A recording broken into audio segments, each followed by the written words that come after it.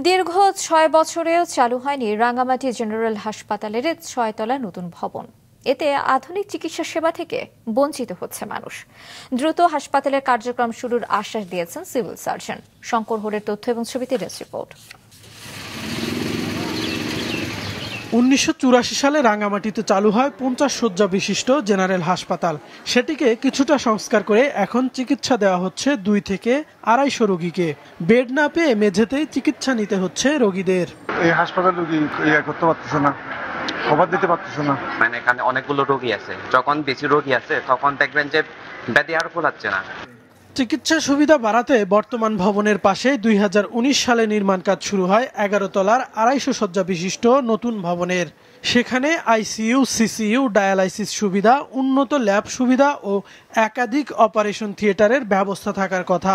২০২৩ সালে ভবনের ৬ তলা পর্যন্ত কাজ শেষে কার্যক্রম শুরুর কথা ছিল, তবে আজও তা হয়নি। এখানে রোগী বেশি হয়ে যাচ্ছে, গাদাগাদি বেশি হচ্ছে, আমাদের কোনো কষ্ট হচ্ছে।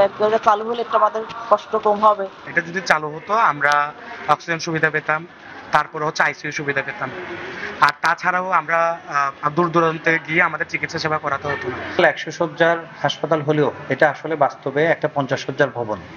এই ভবনে জোড়াতালি দিয়ে আমরা ১০০ শয্যার রোগীদেরকে রাখতেছি। ১০০ শয্যার সিটের অধিক রোগী হলে সবাইকে আমরা ফ্লোরে দিচ্ছি। আমাদের নতুন ভবনের প্রয়োজন, না হলে এই রোগীগুলোকে ফ্লোরে ঠাঁই দেওয়া আমাদের জন্য কষ্টকর হয়ে যাচ্ছে। জানা গেছে এখনো বিদ্যুৎ সংযোগ না মেলাতেই কাজ শুরু করা যাচ্ছে না ওই ভবনে। তবে গণপূর্ত বিভাগ বলছে ভবন বুঝে নিতে তারা সিভিল সার্জনকে চিঠি দিয়েছে।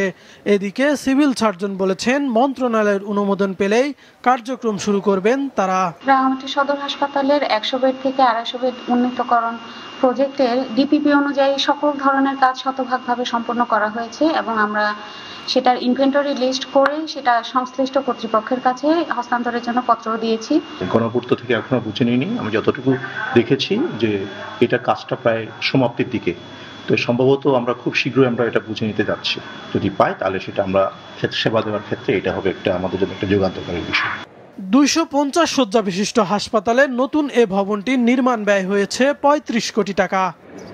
মাছরাঙ্গা নিউজ ডেস্ক।